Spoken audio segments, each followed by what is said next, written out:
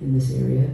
And he and I go way back to riding on a tour bus together for Songwriter in the Round tour many, many years ago. And we struck up a friendship, and he has been a kind soul to me ever since.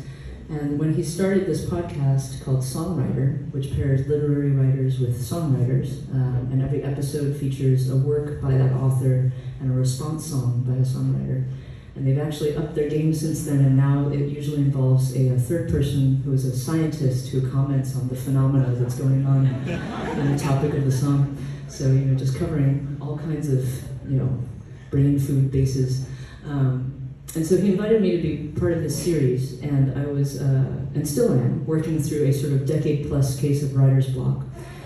And I thought, well, maybe this is irresponsible, but maybe this is a good way for me to get out of writer's block.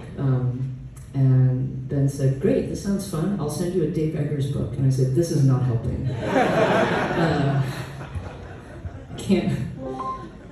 It's nothing like bringing on the writer's block to try to write a response song that one of your literary heroes will listen to and pass judgment on.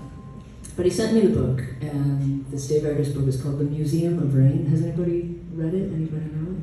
Oh, wonderful. And it's a short book, so you could read it on one subway ride, I'm sure.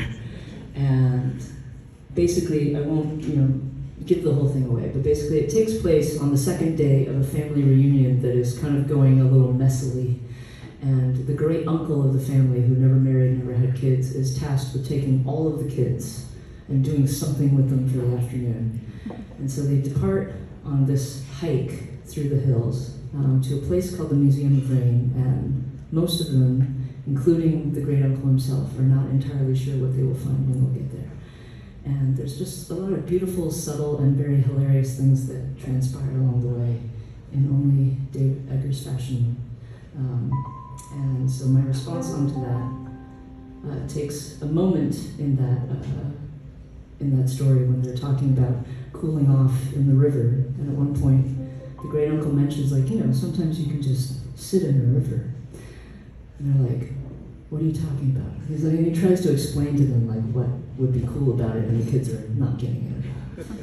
And so he says, never mind. But it kind of threads its way through the rest of the story in a way I found interesting. And so this is called The Riversitter.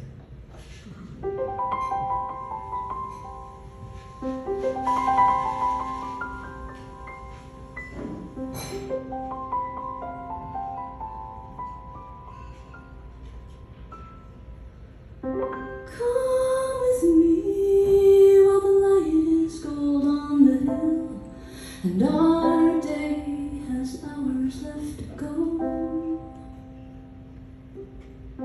There's a place I'm told might be standing still out beyond the field of headstones.